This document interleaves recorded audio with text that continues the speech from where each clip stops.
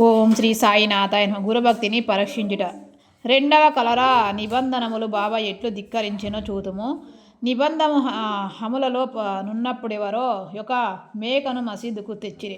ఆ ముసలి మేక దుర్బలముగా చావుకు సిద్ధముగా నుండెను. ఆ సమయమున మలేగాం పీర్ మహమ్మద్ దూరఫ్ బడే బాబా అచటనే ఉండెను.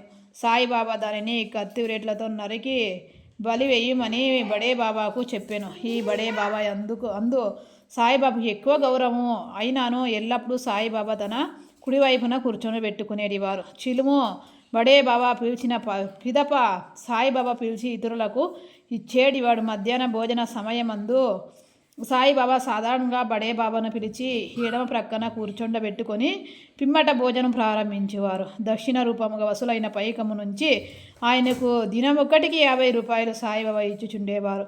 బడే బాబా పోవునప్పుడు 100 అడుగుల వరకు సాయిబాబా వెంబడించేవారు. అట్టది బాబాకు వారికి గల సంబంధము.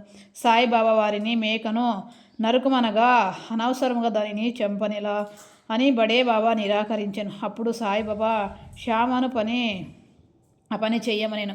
అతడు రాధాకృష్ణమాయి వద్దకు పోయి కత్తిని తెచ్చి బాబా ముందు పెట్టెను. ఇందులకు కత్తిని తెప్పించినో తెలుసుకొని పిమ్మట రాధాకృష్ణమాయి దానిని తిరిగి తెప్పించుకొనేను. ఇంకా కత్తిని తెచ్చుటకు శ్యామ పోయాను, కానీ వాడ నుండి త్వరగా రాలేదు. తర్వాత కాకాసాహెబ్ దీక్షిత్ వంతు వచ్చాను. వారు మిల్కి బంగారమే కానీ దానిని పరీక్షించవలేను.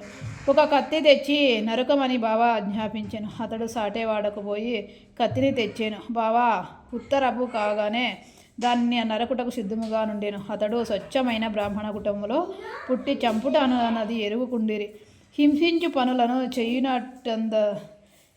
చేయుటందు ఇష్టం లేని వాడై నొప్పటికీ మేకను నరకుటకు సంసిద్ధుడయ్యాను. బడే బాబాను మహమ్మదీయుడే ఇష్టపడినప్పుడు ఆ బ్రాహ్మణుడు ఎలా సిద్ధింపబడుచుండేనని అందరు ఐశ్వర్యపడుచుండిరి.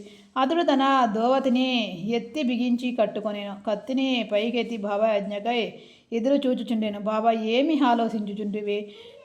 నరకుము అని అతని చేతిలోనున్న కత్తిని మేక పైన పాడుటకు సిద్ధముగా నుండుగా బాబా ఆగుమనేను. ఎంతటి కఠినమాత్మడువు, బ్రాహ్మణుడై మేకను చంపేదవా అనేను. బాబా జ్ఞానుసారం దీక్షిత్ కత్తిని క్రింద పెట్టి బాబాతో ఇట్లా నేను, నీ అమృతపు వంటి పలకలే మాకు చట్టము మాకు ఇంకొక చట్టమేమీ తెలియదు. నిన్నే ఎల్లప్పుడూ జ్ఞాపేదించుకునేదను.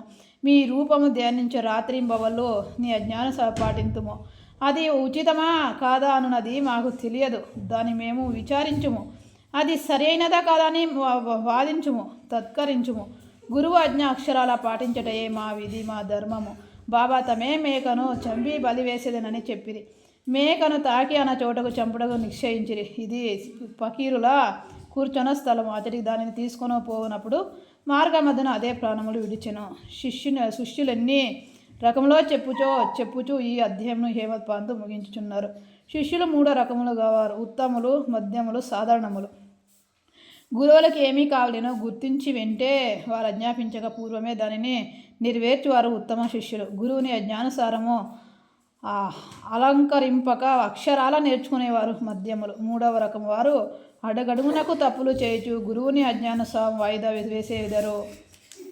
శిష్యులకు దృఢమైన నమ్మకం ఉండవలేను. తోడుగా బుద్ధి కుశలత ఓరమి ఉన్నచో అట్టి వారికి ఆధ్యాత్మిక పరమవాది దూరము కాదు. ఉచ్ఛ్వాస విశ్వాసములో సంబంధించుట కానీ అటయోగము కానీ ఇతర కఠినమైన సాధనములన్నీ అనవసరము. పైన చెప్పిన గుణములను అలవరించుకున్నచో వారు ఉత్తరోత్తర ఉపదేశములు కలగుదరు. అప్పుడు గురువు తటస్థించి జీవిత పరమవాదిని పొందుటకే ఆధ్యాత్మిక మార్గము నడిపింతురు. వచ్చాద్యంలో బాబా యొక్క హాస్యమును చమత్కారములు గురించి చెప్పుకొందుము. 23వ అధ్యాయం సంపూర్ణ. ఓం శ్రీ సద్గురు సాయినాథార్పణమస్తు. శుభమభవతు. ధన్యవాదములు.